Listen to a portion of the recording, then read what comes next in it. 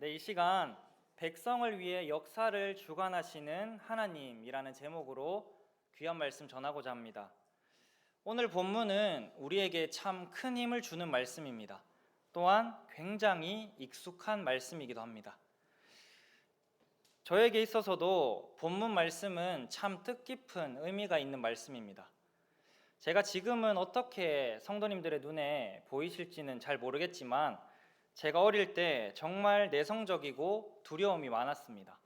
그래서 저희 어머니가 저를 따라다니면서 이 말씀을 암송케 하셨습니다. 계속해서 외우고 확인하고 까먹으면 또 외우고 그런 방식으로 이제 말씀을 의지하며 말씀에서 힘과 능력을 얻었습니다.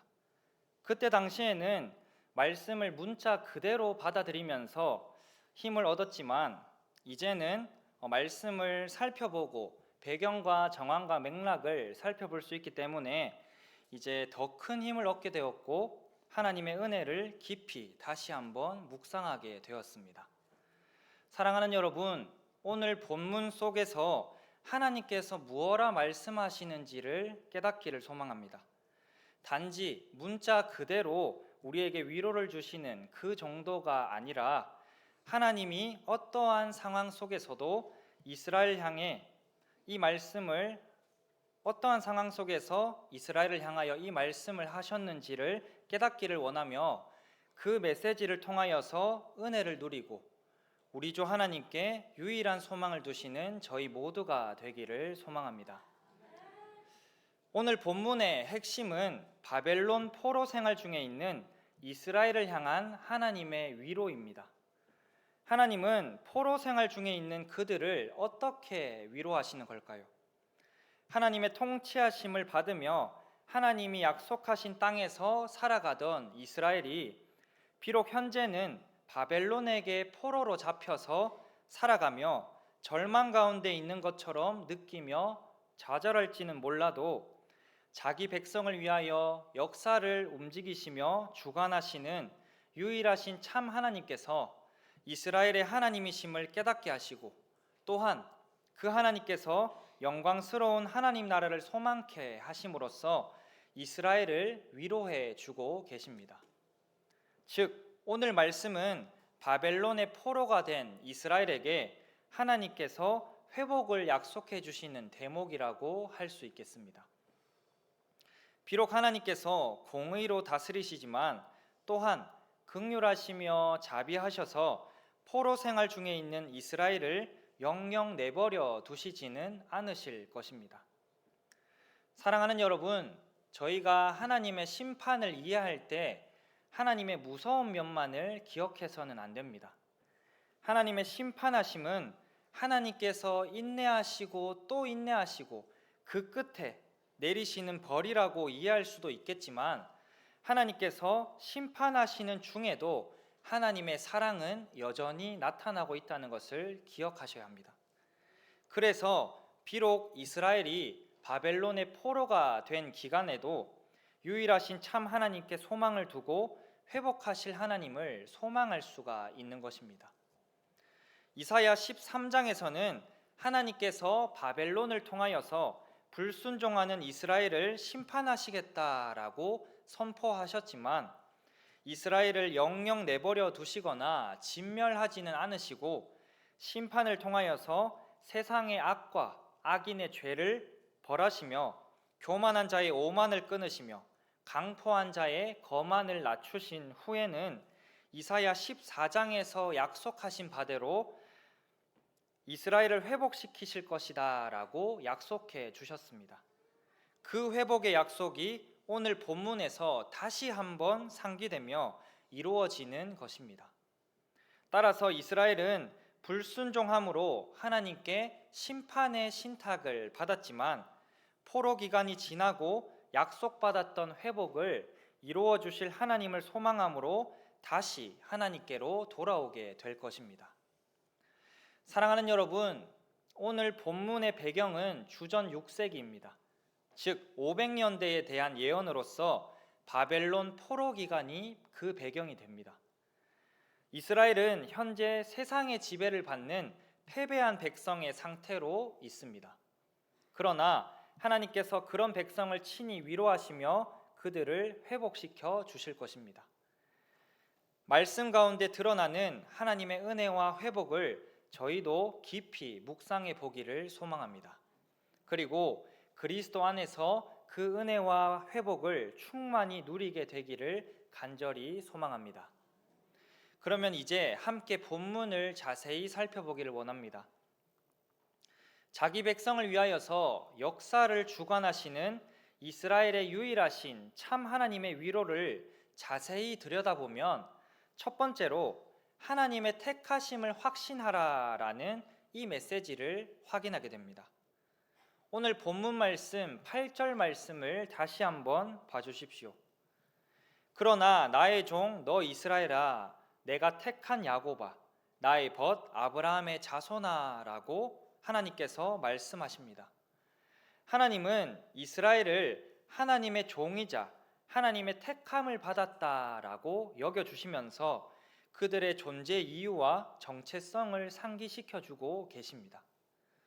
이스라엘은 하나님의 택하심을 받음으로써 바벨론 포로 기간 중에도 소망을 얻게 됩니다. 단순히 한 사람이 다른 사람에게 위로의 말을 전하는 그 수준이 아니라 하나님은 이스라엘과 언약을 맺으셔서 언약 관계 안에서 이스라엘을 택하였다라고 말씀하시면서 그들을 위로해 주고 계시는 것입니다. 따라서 이스라엘도 열방 가운데 가장 대단한 신의 위로를 받았기 때문에 소망을 얻는 것이 아니라 언약에 신실하시며 그들의 하나님이 되어주시는 유일하신 참 하나님의 위로를 받았기 때문에 참된 소망을 얻을 수가 있는 것입니다. 다시 말해서 이스라엘은 자기 백성을 위하여 역사를 주관하시는 하나님을 바라봄으로써 하나님의 약속에 대해 기억하게 되고 그 약속을 신뢰함으로써 참된 소망을 얻을 수가 있다라는 것입니다. 쉽게 말하면 하나님과 이스라엘의 관계를 떠올린다면 왜 하나님께서 소망을 주시는지 알 수 있게 된다는 것입니다. 그 약속은 창세기 17장 7절 말씀을 통하여서 확인됩니다. 우리 창세기 17장 7절 말씀 다시 한번 제가 읽어드리겠습니다. 내가 내 언약을 나와 너 및 내 대대 후손 사이에 세워서 영원한 언약을 삼고 너와 내 후손의 하나님이 되리라. 이렇게 약속하셨습니다. 하나님은 아브라함과 언약을 맺으셨고요, 큰 복을 주셨고요, 그의 씨가 크게 번성하여 하늘의 별과 같고 바닷가의 모래와 같게 하셨고 그의 씨가 그 대적의 성문을 차지하게 하실 것이라고 약속해 주심으로써 또한 그 약속을 신실히 이루어 가셨습니다. 그 약속이 지금 이스라엘을 통하여서 확인되고 있는 것입니다. 언약을 신실히 이루어 가시며 역사를 주관하시는 하나님을 바라볼 때 이스라엘은 비록 현재 바벨론의 포로로 사로잡혀 있지만 여전히 하나님의 약속 가운데에 그들이 존재하고 있음을 상기하게 될 것이고 회복을 주실 하나님을 소망하게 될 것입니다. 사랑하는 여러분, 이스라엘을 향한 하나님의 택하심 속에서 자기 백성을 향한 하나님의 적극적인 헌신이 나타나고 있다는 것을 기억하시길 바랍니다. 단순히 하나님은 내가 너희를 벌하였으니 이제는 용서하겠다, 이 정도의 그냥 뭔가 회복을 주시는, 뭔가 기분이 풀렸다, 그러니까 너희들도 나를 용서해라, 이런 수준이 아닙니다. 하나님께서 그들을 향하여 식지 않는 변함없는 은혜와 사랑을 베풀어 주신다는 것을 적극적인 헌신으로 나타내고 계시는 것입니다. 하나님께서 이스라엘의 하나님이 되시겠다라고 말씀하시며 그들을 선택하시고 인도하시며 그들을 위하여서 역사를 주관하시는 하나님은 이스라엘을 결코 포기하지 않겠다라고 말씀하시는 것입니다. 하나님께서 이스라엘을 끝까지 책임지시겠다라는 적극적인 헌신 때문에 이스라엘이 처한 이 포로 기간은 절망이 아니라 회복의 기간으로 소망을 얻을 수가 있게 되는 것입니다.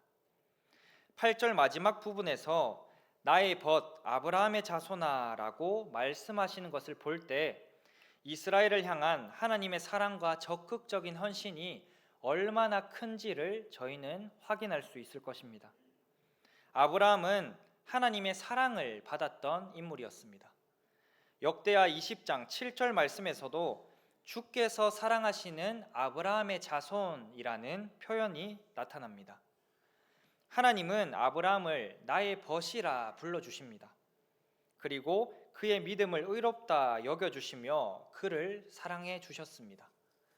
뿐만 아니라 하나님은 아브라함의 믿음의 자손인 이스라엘도 똑같이 사랑하십니다. 아브라함과 그의 자손 이스라엘이 모두 하나님의 언약 안에 있으며 하나님은 사랑하는 믿음의 자손 이스라엘을 회복시켜 주실 것입니다. 오늘 본문 9절 말씀에서도 하나님은 이스라엘을 향하여 이렇게 분명하게 거듭하여서 말씀하십니다.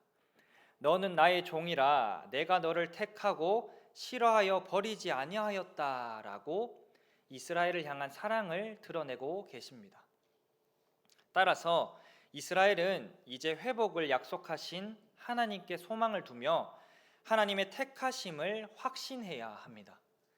그리할 때에 이스라엘은 유일하신 참 하나님의 회복을 경험하게 될 것입니다.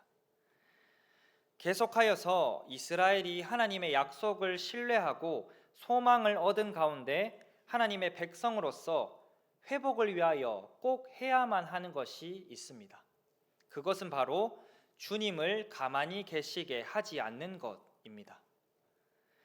하나님께서 이스라엘을 향하여 적극적인 헌신을 보여주고 계시는데 이스라엘도 올바른 반응을 보여야 하지 않겠습니까?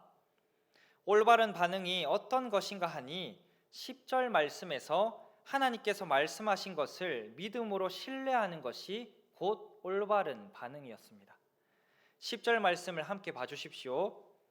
하나님께서 이스라엘과 함께 하시며 그들의 하나님이시며 그들을 굳세게 하실 것이며 참으로 도와주실 것이며 하나님의 의로운 오른손으로 그들을 붙들어 주실 것임을 신뢰하는 것이 하나님의 백성으로서 회복을 위하여 마땅히 행해야 할 모습인 것입니다. 쉽게 말해서 하나님께서 그리하시겠다라고 하시는데 이스라엘도 하나님의 말씀을 믿고 담대해져야 한다는 것입니다. 이스라엘을 위하여 역사를 주관하시는 유일하신 참 하나님을 신뢰함으로써 포로 기간에도 두려워하지 말고 놀라지 말라라는 것입니다. 하나님께서 이처럼 담대하라라고 말씀하시는 것은 이번이 처음이 아니었습니다. 저희는 성경을 통하여서 하나님께서 이러한 담대함을 주신다는 것을 수없이 확인했습니다. 출애굽기 6장 7절과 레위기 11장 44절 45절 말씀과 22장 33절 25장 38절 그리고 민수기 15장 41절 등에서 하나님은 수없이 강조하시고 소망하게 하셨습니다. 무엇을 말입니까? 하나님께서 이스라엘의 하나님이 되려고 그들에게 구원의 은혜를 베풀어 주시고 인도하여 내셨다라는 것이 하나님께서 그들에게 소망을 주신 부분이었습니다. 이는 십계명 제일 앞부분에도 분명하게 명시되어 있습니다. 이는 곧 하나님과 이스라엘의 언약 관계를 가장 잘 설명해 주는 대목인 것입니다. 사랑하는 여러분, 이 사실을 신뢰하지 못하는 것이 곧 주님을 가만히 계시게 하는 행위입니다.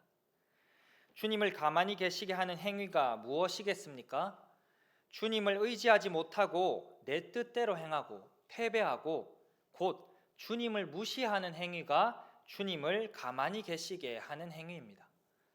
말로만 하나님 따른다고 하며 내가 입 밖으로만 하나님 찾으며 정작 내 마음에는 내 믿음에는 하나님이 필요 없는 상태가 바로 하나님을 가만히 계시게 하는 행위입니다. 주님, 제가 알아서 합니다. 가만히 좀 계십시오. 제가 더 잘 알고 있습니다. 주님을 소망하지 않는 것입니다. 만약에 이스라엘이 하나님의 회복의 메시지를 들었음에도 불구하고 여전히 이러한 반응을 보이면서 주님을 가만히 계시게 한다면 그들은 어떻게 되겠습니까? 주님 앞에서 행해서는 안 될 것들, 가져서는 안 될 마음과 생각들, 말과 행동들을 서슴없이 저지르면서 불순종을 범하게 될 것이고 결국 하나님은 침묵하시고 가만히 계시게 될 것입니다. 하나님과 이스라엘의 관계가 다 무너져 내려버리게 된다는 것입니다. 이스라엘은 이제 하나님께서 자신들을 위하여 역사하시도록 적극적으로 협조하고 하나님의 역사하심에 참여해야 합니다. 그들의 마음의 감정과 생각 하나까지도 조심해야 하며 철저히 하나님 앞에서 바로 서야만 합니다. 그리하여서 절대로 주님을 가만히 계시도록 두어서는 안 될 것입니다. 그러기 위해서 이스라엘은 하나님께서 그들을 위하여 역사를 움직이시며 주관하시는 유일하신 참 하나님이심을 의식적으로 신뢰해야만 합니다. 또한 그분께서 이스라엘에게 영광스러운 하나님 나라를 소망하게 하신다는 것을 믿음으로 소망해야만 합니다. 하나님이 아닌 다른 열방의 신들과 우상들은 겉으로 보기에는 대단한 힘을 가진 것처럼 착각하게 만듭니다. 그러나 정작 숭배자들과 추종자들의 지킴과 관리를 받아야만 합니다. 왜일까요? 인간이 만들어낸 허상이기 때문입니다. 인간이 만들어내었으니 인간이 관리하고 지켜야 하고 인간이 노력하여서 만족과 위로를 받아내야 합니다. 마치 우상이 뭔가 힘을 주는 것처럼 느껴지지만 그 모든 것들이 인간 스스로가 노력하여서 스스로에게 주는 결과에 불과한 것입니다. 그러나 하나님은 어떠한 분이십니까? 하나님은 자존하시는 분이시며 살아계시며 전지전능하시며 자기 백성을 지키시는 분이십니다. 그러한 분이 바로 이스라엘의 유일하신 참 하나님이 되어주시기 때문에 이스라엘은 하나님의 백성으로서 두려워할 필요가 없다라는 것입니다. 다시 한번 10절 말씀을 풀어서 읽어보겠습니다. 하나님은 두려워하지 말라라고 말씀하심으로써 이스라엘에게 여호와의 구원에 대한 확실한 약속을 주셨고 그들과 함께 하시겠다라고 말씀하심으로써 바벨론 포로 생활 중에도 소망을 얻게 하셨습니다.